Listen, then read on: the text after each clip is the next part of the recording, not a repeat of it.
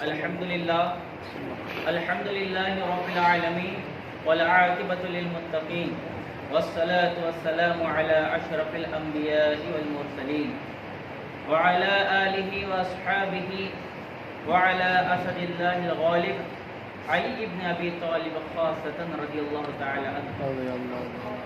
أما بعد فأعوذ بالله من الشيطان الرجيم. بسم الله الرحمن الرحيم. محمد رسول الله صلى الله والذين معه أشداء على الكفار رحماء بينهم تراهم ركعا سجدا. صدق الله العظيم وصدق رسوله النبي الأمين الكريم ونحن على ذلك لمن الشاهدين والشاكرين والحمد لله رب العالمين. حضرات محترم، ابھی جس آیت مبارکہ کی میں نے تلاوت کا شرف حاصل کیا، اکثر مفسرین کا اس میں کلام ہے کہ یہ آیت مبارکہ سرکار اور آپ کے 4 یاروں کے مدح و ثنا میں نازل ہوئی. اسی لیے موضوع کے مطابق اس آیت کریمہ کی تلاوت کا شرف حاصل کیا ہو.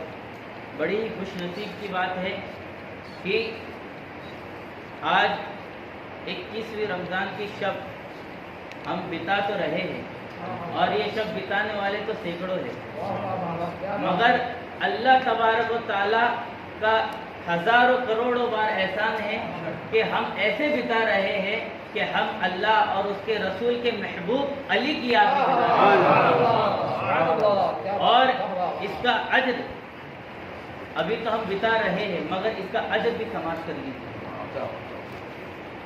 آپ ہی کے شہزادے امام حسن مصطفیٰ سے مروی ایک حدیث، آپ فرماتے ہیں کہ میں سرکار دو جہاں کی بارگاہ میں حاضر تھا. سرکار کی بارگاہ میں حاضر تھا تو آپ نے فرمایا کہ اے حسن، عرب کے سردار علی ابن ابی طالب کی. وہاں پر ماں عائشہ صدیقہ بھی حاضر تھی.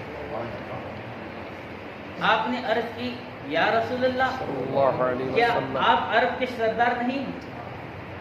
تو آپ نے کتنا پیارا جواب ارشاد فرمایا.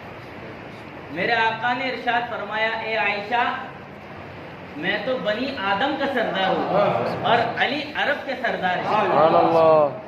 چنانچہ جب مولا کائنات رضی اللہ تعالی عنہ آپ کی خدمت میں حاضر ہوئے تو سرکار نے ارشاد فرمایا علی جا کے انصار کو بلاؤ. جب انصار صحابہ کرام آپ کی خدمت میں حاضر ہوئے تو آپ نے ارشاد فرمایا اے انصار، کیا میں تمہیں ایک ایسا طریقہ نہ بتا دوں کہ جس پر عمل کرو گے تو تم کبھی راہ راست سے نہیں بھٹکو گے. تمام انصار صحابہ نے عرض کی یا رسول اللہ کیوں نہیں؟ تو آپ نے فرمایا یہ علی ہے، یہ علی ہے. اے انصار، میرے ساتھ ساتھ تم اس سے بھی محبت کرو. اور آگے آپ نے جو ارشاد فرمایا اس پر کچھ غور کرنے کی لائق بات ہے. آپ ارشاد فرماتے اے انصار، یہ بات میں اپنی مرضی سے نہیں چلتا. قرآن مجید بھی ارشاد فرماتا ہے وَمَا يَنطِقُ عَنِ الْهَوَىٰ إِنْ هُوَ إِلَّا وَحْيٌ يُوحَىٰ. آپ نے ارشاد فرمایا کہ میں اپنی مرضی سے نہیں کہہ رہا یہ بات. میرے پاس جبریل علیہ السلام آئے تھے، انہوں نے عرض کی کہ یا رسول اللہ، اللہ تبارک و تعالیٰ ارشاد فرماتا ہے کہ مسلمانوں سے کہہ دو کہ اگر راہ راست پر مستحکم رہنا ہے، اس سے بھٹکنا نہیں ہے، تو علی سے محبت کریں.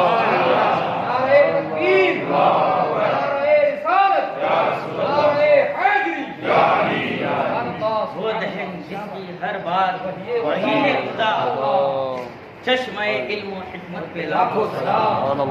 حضرات محترم، کیونکہ چند لمحات اور چند وقت ہی میں آپ تماموں کا لوں گا تو ایک حدیث پاک آپ کی خدمت میں عرض کرتا ہے. یہ حدیث حلیۃ الاولیاء میں آپ پائیں گے اور اس کے راوی ہے حضرت بریرہ بن یریم. یہ بیان فرماتے ہیں کہ جب مولا کائنات کا وصال ظاہری ہو چکا اسی کے اگلے دن آپ کے شہزادے امام حسن مصطفیٰ رضی اللہ تعالی عنہ نے تمام ہی لوگوں سے ایک خطبہ ارشاد فرمایا. اسی خطبے کی چند تفصیل میں آپ تمام حضرات کے سامنے بیان کروں گا۔ امام حسن نے بیان فرمایا کہ اے لوگو، کل تم میں سے ایک ایسا شخص رخصت ہو چکا ہے کہ اللہ تبارک و تعالیٰ نے اسے ایسا علم عطا کیا تھا کہ نہ اگلوں میں ایسا علم والا کوئی ہوا اور نہ پچھلوں میں کبھی کوئی ہوا، نہ اگلوں میں ایسا علم والا ہوا۔ خود میرے آقا اس کی گواہی دیتے، فرماتے ہیں انا مدینۃ العلم وعلی بابها، کہ اے لوگوں میں تو علم کا شہر ہوں اور اس کا دروازہ علی ہے۔ اور اسی میں بس میں اختتام نہیں کروں گا، بلکہ حضرت عمر فاروق کا بھی ایک قول میں نقل کروں گا۔ حضرت امام فاروق کا ایک بڑا ہی مشہور قول ہے۔ کون امام فاروق؟ حضرت عمر فاروق فرماتے ہیں، کون؟ جن کے بارے میں میرے آقا نے ارشاد فرمایا کہ لو کانا بعد نبی لکانا عمر، کہ اے لوگوں میرے بعد اگر کوئی نبی ہوتا تو عمر بن خطاب ہوتے۔ وہ عمر بن خطاب کیا فرماتے ہیں؟ فرماتے ہیں لولا علی لہلک عمر، کہ اے لوگوں اگر علی نہیں ہوتا تو عمر بن خطاب تو ہلاک ہو چکا ہوتا۔ یہ علی کے علم کا مرتبہ ہے۔ اور خود آپ کا ایک قول ہے کہ میں نے آسمان کی لمبائی اور زمین کی چوڑائی میں علی سے بڑا کوئی قاضی نہیں ہے۔ یہ آپ کا علم ہے۔ پھر امام حسن مجتبی آگے ارشاد فرماتے ہیں کہ وہ ایک ایسے شخص تھے کہ جب ان کے ہاتھ میں میرے آقا کوئی علم دیتے اور کسی مہم کے لیے روانہ کرتے تو وہ اس وقت تک واپس نہیں آتے جب تک کہ اللہ انہیں فتح نصیب نہ کرے۔ اس کے پیچھے بھی ایک لمبی حدیث ہے، میں اس کو مختصر میں عرض کر دوں۔ غزوہ خیبر کے وقت کافی دن ہو چکے تھے اور قلعہ خیبر فتح نہیں ہو رہا تھا۔ ایک دن میرے آقا نے تمام صحابہ کرام کی جماعت میں ارشاد فرمایا، اے صحابہ، کل میں یہ جھنڈا ایک ایسے شخص کو دوں گا جو اللہ اور اس کے رسول سے محبت کرتا ہے، اور اللہ اور اس کا رسول بھی اس سے محبت کرتا ہے، اور اسی کے ہاتھ پر کل قلعہ خیبر فتح ہوگا۔ تمام صحابہ کرام نے اس رات کو بڑی بے چینی سے گزارا اور یہی سوچتے رہے کہ شاید وہ جھنڈا مجھے ملے، شاید وہ علم مجھے عطا کرے سرکار۔ جب سویرے ہوئی تو تمام صحابہ کرام سرکار کے پاس حاضر ہوئے۔ سرکار نے فرمایا، علی کہاں؟ علی کہاں ہے؟ تو کسی صحابی نے جا کر مولا کائنات کو بلایا، آپ کی آنکھ میں درد ہو رہا تھا۔ عرض کی یا رسول اللہ میں حاضر ہوں۔ میرے آقا نے اپنا لعاب مبارک مولا کائنات کی آنکھ میں لگائی اور شفا والے آقا کے لعاب نے فوراً شفا عطا کر دی، فوراً شفا عطا کر دی، اور آپ نے وہ علم مولا کائنات کو دے دیا۔ آگے کی روایت ابو رافع جو سرکار کے آزاد کردہ غلام ہیں وہ بیان کرتے ہیں کہ جب مولا کائنات خیبر کی طرف تشریف لے گئے، ہم بھی ان کے ساتھ تھے، راستے میں ان کو مرحب یہودی ملا۔ مرحب کون ہے؟ یہ اتنا بہادر یہودی تھا کہ وہ جب میدان میں آیا خیبر کے دن تو للکارنے لگا کہ قد علمت خیبر انی مرحب، کہ اے لوگو، اے مسلمانوں، یہ خیبر کی زمین گواہ ہے کہ میں وہ مرحب ہوں کہ جس سے بڑا بہادر اور شجاع آدمی اس نے آج تک نہیں دیکھا۔ وہ مرحب پورے ہتھیار اور سلاحوں سے لیس ہو کر مولا کائنات کے سامنے حاضر آیا اور للکارنے لگا، علی تو علی ہے اور باب العلم ہے۔ آپ نے اسی انداز میں اس کا جواب دیا۔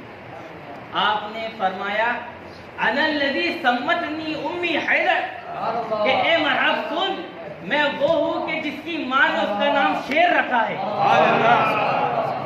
یہ جب جملہ آپ نے کہا اور ایک تیز وار جب مرحب کے سر پہ مارا تو وہی اس کے سلاحوں کے ساتھ اس کے سر کو دو ٹکڑوں میں کر دیا۔ یہ علی مرتضیٰ کی طاقت ہے۔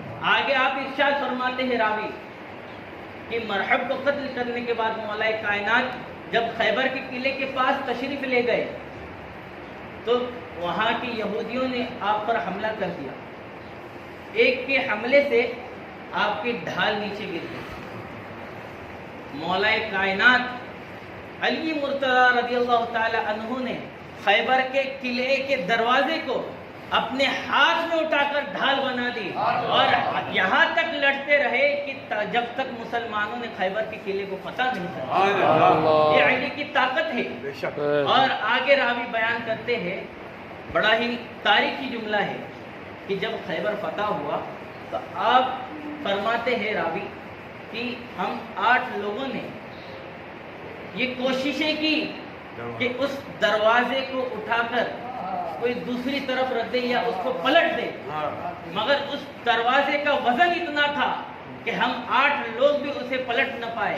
وہ دروازے کو مولا کائنات نے ایک ہاتھ میں اٹھا کر ڈھال بنا کر، یہ علی کی قوت ہے. اسی لیے اعلیٰ حضرت فرماتے ہیں شیر شمشیر زن بات ہے خیبر شکن پر توے دستے قدرت پہ لاکھوں سلام. حضرات محترم، اسی پر اختتام نہیں بلکہ حضرت جابر بھی اس میں بڑی ہی دلچسپ بات فرماتے ہیں. کہتے ہیں یہ پورا واقعہ انہوں نے بھی بیان کیا اور فرمایا کہ بس 8 لوگ نہیں بلکہ میرا تجربہ یہ ہے کہ اگر 40 لوگ بھی اس خیبر کے دروازے کو اٹھانا چاہے تو نہیں اٹھا سکتے جس کو مولا کائنات نے ایک ہاتھ میں اٹھا لیا. یہ علی کی طاقت کا مظہر ہے. اور آگے پھر امام حسن مجتبی خطبہ میں ارشاد فرماتے ہیں کہ اے لوگو، کل تم میں سے ایسا شخص رخصت ہو گیا جو اتنا بڑا سخی تھا کہ رخصت ہوتے وقت اس نے اپنے اہل و عیال میں سوائے 700 درہم کی کچھ نہ چھوڑا. میں آپ کو بتا دوں، مولا کائنات رخصت ہوئے تو کوئی مزدور نہیں تھے بلکہ امیر المؤمنین تھے. امیر المؤمنین تھے، مگر پھر بھی اتنی قناعت سے آپ نے اپنی زندگی کو گزارا کہ سوائے 700 درہم کے اپنے اہل و عیال کے لیے کچھ باقی نہ رکھا. اتنے بڑے سخی تھے مولا کائنات. اور ان کی سخاوت کی تو مثالیں بہت ہیں، مگر چونکہ میں نے صرف اجازت چند لمحوں کی لی ہے تو اسی پر میں اپنی تقریر کو اختتام پذیر کروں گا. اللہ تبارک و تعالیٰ سے دعا ہے کہ دوران گفتگو جو کچھ بھی خطائیں، غلطیاں، لغزشیں جانے انجانے میں ہو چکی ہو، اللہ تبارک و تعالیٰ اسے معاف فرمائے. ہم تماموں کو حق پڑھنے کی، حق سننے کی، حق پر عمل کرنے کی. وما علینا الا البلاغ المبین.